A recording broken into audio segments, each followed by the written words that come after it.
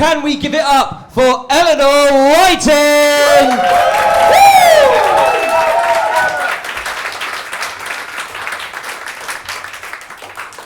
Hi guys, I'm Elenor, and just so you know, my pronouns are she/they.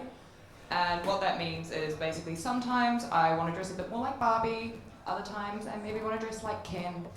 And today I decided to dress like a Barbie Oppenheimer double feature. And so I work as a hairdresser.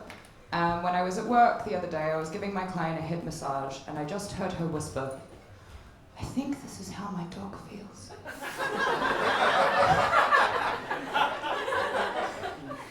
And honestly, I'd prefer it if my clients barked or wagged their tails or did the leg thing that dogs do when you get the good spot, than what they usually do, which is moan. And I don't mean complain, because I give great head. Yeah, I mean more of like a slow sort of, ooh, yeah. Didn't need to know you made that sound. Save it for if your boyfriend noticed your haircut. And just so you know, don't ever say to a hairdresser that we can do whatever you want or that you trust us, because you shouldn't. We will remember if you tipped us or not, so we may cut your hair so badly that no one will make you moan like we just did for a long time. And I learned how to hairdress in New Zealand, which is where my mum and I moved after my parents split up.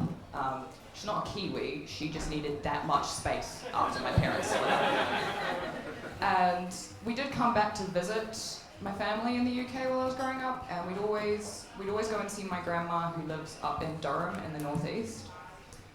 And I love her, but she can talk for England without really saying anything. And like one time we were driving to Newcastle or something, and she just goes, "Hey, Ellie, do you see that man at the bus station? What do you think he's thinking? Where do you think he's going? Do you think he's going to Durham?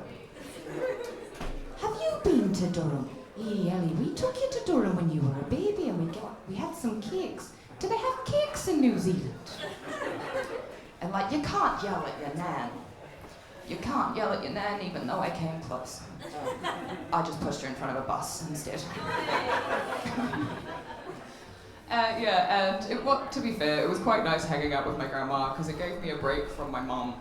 And like, I love my mum, but what's the word to describe her? She's a little bit preachy. She is a born-again Christian, so for those of you who don't know what a born-again Christian is, she really believes in the rapture, which is like the end of days, and believe me guys, it's coming. She's showing me the YouTube videos. And like, she loves God so much, she once described Jesus as her homeboy. I'm still trying to figure out where she learned that word, because it hasn't reached New Zealand yet. And once I'd safely moved to the UK, I decided this would be the best time to come out to her. And since I'm an adult, I sent her an email. She replied by changing the subject title to bisexuality, because apparently I didn't know what I was talking about. And then just said, "The Lord told me a couple weeks ago. Thank you for confirming this."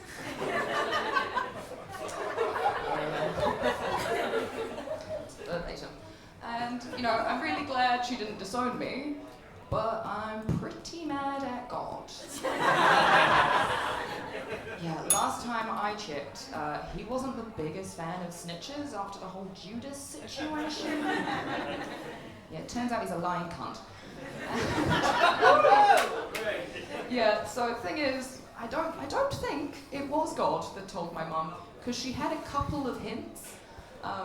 Like one time I went to a roller disco and she literally just said, "You're not gay, are you?"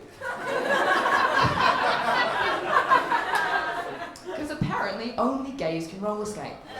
Anyway, I've been Elenor, thank you very much. I'm gonna go roller skate now.